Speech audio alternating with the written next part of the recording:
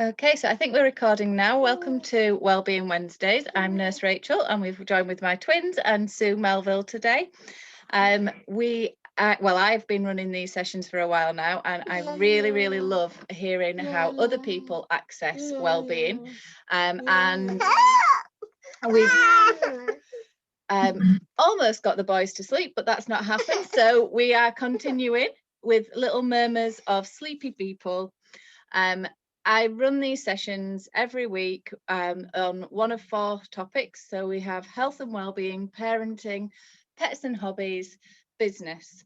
So this week is 8:30 and it's Pets and Hobbies Week. Next week will be 12:30 and it will be Business Week. Ground rules if you come, and if you're watching on YouTube, please share the content. Please tell other people about myself, tell them about Sue, tell us what you got from the session. Pop a comment in the chat box below, share it on YouTube, on social media, or just get in touch with us, buy Sue's art or buy me a coffee. As a coffee link there you can use. My little one wants to go litter picking right now.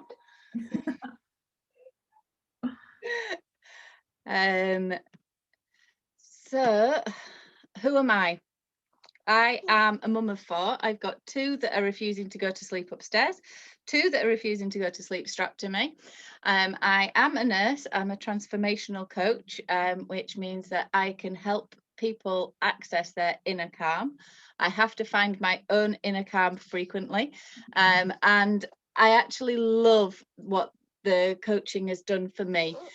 So I'm so happy that I can share that with other people. I can also share it with schools because I'm trained to teach wellbeing and resilience in schools from primary through to high school. I teach people how to strap their babies to them because I really wouldn't get anything done if I wasn't able to do this. I help get rid of chemicals in homes, and because tying all of this together, I have created a CIC in Parent Sanctuary. And with that, we take parents out for walks in nature, and we help them to just recognize what life is really all about. It's more than just a walk. There is so much that goes into it. It's about bonding. It's about fine and gross motor skills. It's about language development. There is so much from our walks that we can't just say it's a walk. We go all over the Huddersfield area, and our numbers are growing. So please get in touch if you live around Huddersfield and come for one of our walks. We say up to Key Stage 1. And that's because we know that there's a large home ed community who would benefit from joining us in our walks as well. At the moment, we're limited to 15 over 5s, but you can find us through the Hapty app or on Facebook. So I really need to remind people to breathe. Breathing is so important, and it's something that we think we do.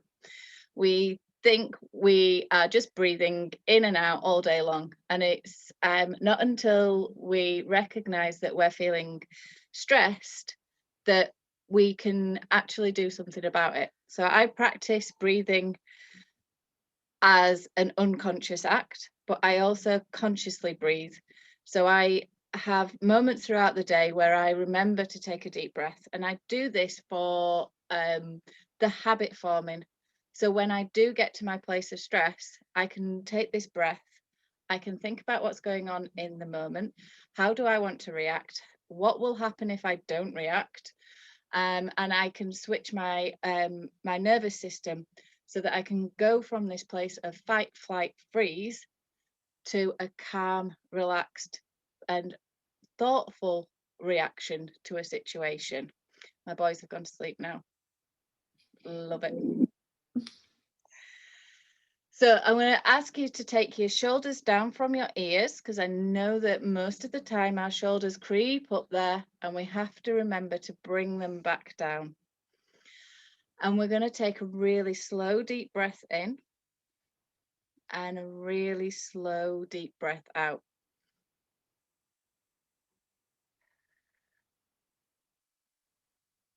And in that breath, you are saying thank you to your body.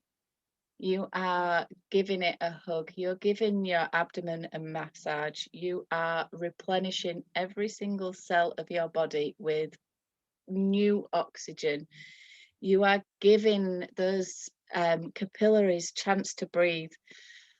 Breathing is so important to us.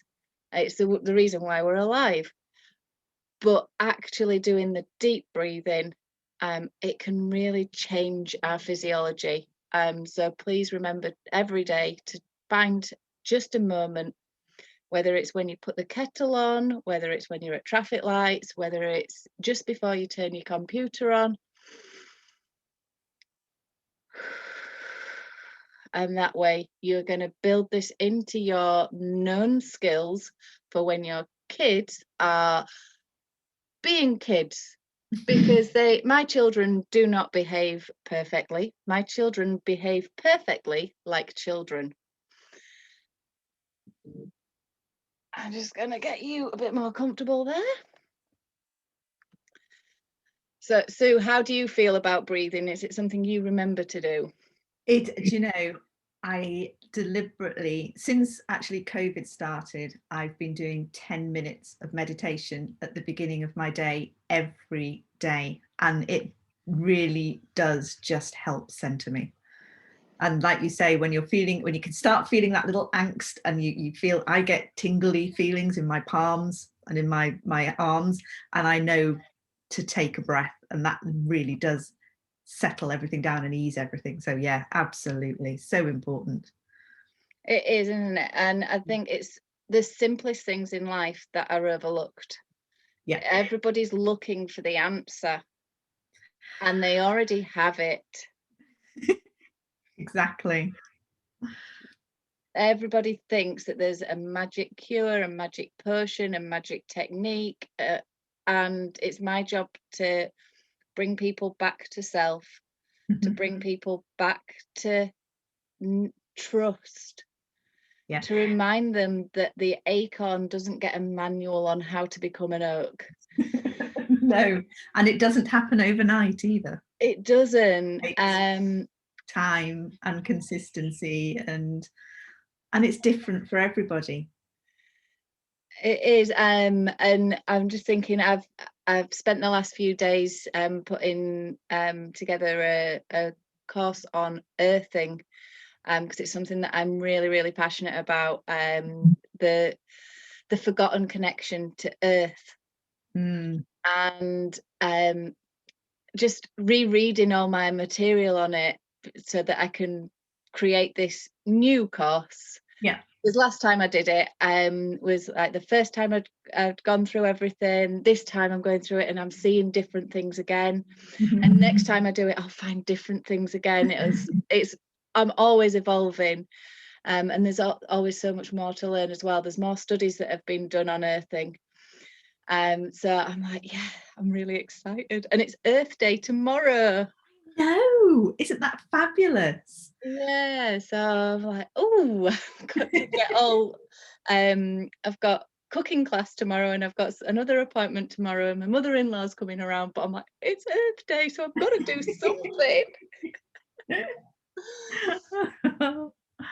So tell us about yourself, Sue, please. I'm gonna make you speak of you, and then people who are watching on YouTube can actually see the beautiful works of art behind you. Oh, thank you. So my name is Sue, and I started, well, I was going to say I started life as an accountant. That's not quite true, but I've spent most of my corporate career as an accountant, and that's really interesting in itself, because I didn't follow my initial passion because I was told to get a proper job, which absolutely came from a place of love. Totally respect that. My parents wanted me to be financially secure, and that was lovely on them, but it meant I diverged away from my passion. And I actually found myself getting very stressed in corporate situations. I was running a rat race, and was towards something I didn't feel comfortable with. And I keeled over. Basically, I ended up getting tunnel vision driving to work. And the people in work said, yeah, turn around, you're going back home. And I was off work for probably about 4 to 6 weeks with 2 small children, and just life unraveling, basically. But because of that, I had a lovely guided person who said, do something you love. And I thought at that point in time, I did not love anything. I mean, I kind of loved the kids, but it was touch and go at times. As you can imagine, sometimes we love them, and unconditional love is such a wonderful thing because we don't always like them. So I had that going on. But I thought, I remember I used to love colouring in. When I was little, I wanted to colour in for a living. That's what I wanted to do. That or a long distance lorry driver, because I watched Pigeon Street. I'm at that age. And I thought, but that didn't happen. So I thought, do you know, I'll pick up a paintbrush and I will paint something. And I painted a boat, very bog standard boat. And someone walked past my window and said, "Oh, do you do pet portraits?" And I said, "Yes, yes, I do. No idea, but yes, I do." And that started my art business. And I got the kids involved. We were going to craft fairs. They were earning pocket money out of it. And I reinvigorated my love for art. And I started teaching. I started teaching people pastel art. And fast forward 15 years, and I thought, do you know what? I don't even know why I'm doing something I don't love. I need to follow my passion. And so I did. And I came up with Su Melville art, and I have invented art kits. So these are art kits, and you can do them at home with an online tutorial, and you can learn how to rekindle your love of colouring in and just get in the zone and just de-stress, which is what I love to do. And that's kind of mainly me, in a way. Sorry. We had little legs joining us. Apparently they're getting an apple. Oh, right. I could see hands tickling, and I'm there thinking, oh, I need to talk faster and hurry up and finish up. No. I was meaning carry on. If it was a carry on. Oh, sorry. Oh, shouldn't say things like that because I will talk. No, I can hear steps coming down the stairs. Misread that signal. Sorry, my No, it's fine. I was thinking, what do I do here? But essentially, art is colouring in. It's fun. It gets you in a zone, and it's not as difficult as you think. With the right guided tuition, anyone can do it.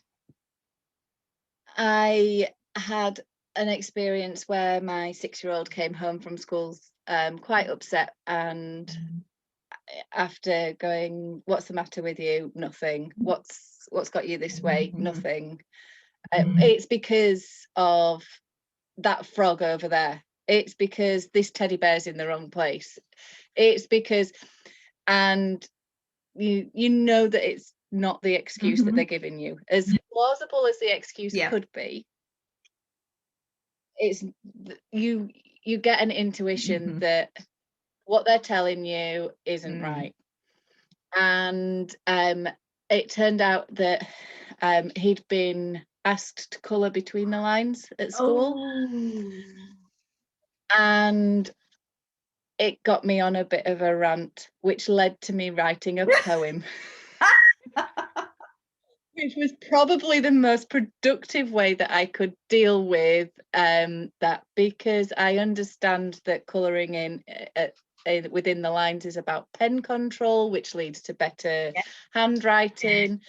I understand that. Art. And that's the other thing that I want to try and educate people is, you believe, and this is the bit that I was sort of at Christmas stalls with my kits, and every adult, well, not every adult, probably 9 out of 10 adults came up to me and went, "Well, I can't do that because I can't draw." And it was like, okay, what makes you say that? And most of the people had a teacher or a friend or somebody who had told them, aged 5, you can't draw. probably because you can't draw colour between the lines. And they've kept that belief their entire life. And then when you become an adult and you have a go and you instantly compare yourself to Monet, because that's what we do as adults, and go, well, that's true then. That person said I couldn't draw. I've done this. It doesn't look anything like that beautiful painting. So obviously I can't draw. That's true. Just total rubbish. Or you sit with a vicar in the cafe, and your son turns around to him and says, "Can you draw Blaze for me?" And she just starts drawing an actual representation of Blaze, and I'm like, I'd have some big wheels. I'd have a general shape, but mine would certainly be more abstract than yours. But yeah, like, I'm happy to sit and draw with my kids, even though I cannot produce Monet type realistic art. But that's the wonderful thing about art. There are lots of different styles of art. If everyone liked the same Monet picture, we would all have the same picture on our walls. It would be a very, very dull world. Art is subjective and it's about what you like. Everybody sees colour differently. Everybody likes, a lot of people like abstract art. A lot of people like bright colours and that sort of, everybody likes different things. And comparing yourself to an ideal of what is art actually isn't true. Plus, it's not their first painting. You're comparing your first picture to their picture that they did at the pinnacle of their career after doing nothing but drawing for 30 years. Come on. Yeah, and do you know, one of the things that I did was sit down with him, and I got like pictures of art in the Tate Modern. I got pictures of art that looked like my babies had done it, and I pulled up the price tag. I pulled up the price tag, and I was like, look, this piece of art is definitely not coloured between the lines, and they want £3,000 for it. Well, what I always say is the good thing about learning how to create your own art and people say to me, oh, I can't draw a stick man or whatever. The whole point of art is you're doing the lines. Nobody else knows what those lines are. They're just yours. So you can create whatever you want. And there are no lines to colour within because you're doing it. And it's getting people comfortable with materials as well, because you tend to, if you haven't picked up art materials since school, you're used to a pencil or a pen and a wax crayon. And art materials are so much better than that, and the layering and techniques. And that's what I like to take people through so that they can then go away and do it again themselves, which is nice. So I'm even thinking, like, the way that my daughter's now eating an apple, and when we come to write birthday cards, she writes the birthday card. And she writes dot squiggle dot line dot squiggle dot line, and she talks the sentences that she's writing as she writes them. So she's happy birthday, Avo. I hope you get lots of presents and you have a nice day. And to me, that is so important. And I can't read her writing, but she's writing. I can't read mine. Yeah, and that's the main thing. It's that knowing that connection from your brain to your hand, whether it forms letters yet or not, it doesn't really matter. You know that you're thinking the words and the words are coming out on the paper. And she's also incredibly good at drawing her initial on every surface of our house. Yes. So she can write some letters. And there are a few dotted around on banisters and walls and... Oh yes, I know that one. And it's a wonderful expression of art. I think when my mum once told me, when we moved out of one of the houses we were living in up in Cumbria, and she took our bunk beds out of the little room and moved us to a new house. Under the bottom bunk, there was a whole town drawn on the walls, which me and my brother drew because we were tunneling out of home on the various times we were sent to our rooms for whatever we'd done, which we shouldn't have done. And so we drew a little town on the wall so that we could go and live in our own little town. How creative. We drew a Lord of the Rings mural on a bedroom wall for my my mum's ex-husband's children for when they visited. And that was nice. Like, it was a real family collaborative on this mural on the wall. I'm trying to think what I think my kids got me to paint some things on their walls. My son wanted his room to resemble the inside of a lava lamp for whatever reason when he was about 8 years old. And so I literally drew these great big globules on the wall and painted them, and they had shimmer on them, and it was graded up to colours and things. Took forever, but he loved it. And I loved it until I had to paint over it to sell the house and realised that the metallic paint I put on took 15 coats to cover. No. So one of the things that I love about hobbies is that there is, what I'm trying to get people to is this place called Quiet Mind. So when we feel like we have a lot to do, like before you hit your 6 weeks off work, yes, that I've got so much to do, I've got to keep doing, if I stop going, then everything's going to crumble around me. And if we take the regular breaks, if we factor in me time, if we remember to breathe, and we switch off from the lists and switch on to ourselves. And switching off from social media and electronic devices is really important. That's another reason why art is so good. It takes you away from that screen. She's telling us that when we switch off from our to-do list, we switch on our brains, which is probably the wisest thing. Yes. Because we have universal mind that we have access to. So it's when we're doing things like colouring that we can not pay attention to what's around us, and what we need to know will find its way to the front. Absolutely. It's like meditation, and there's lots of studies been made of it, and I'm sure you're aware of them anyway.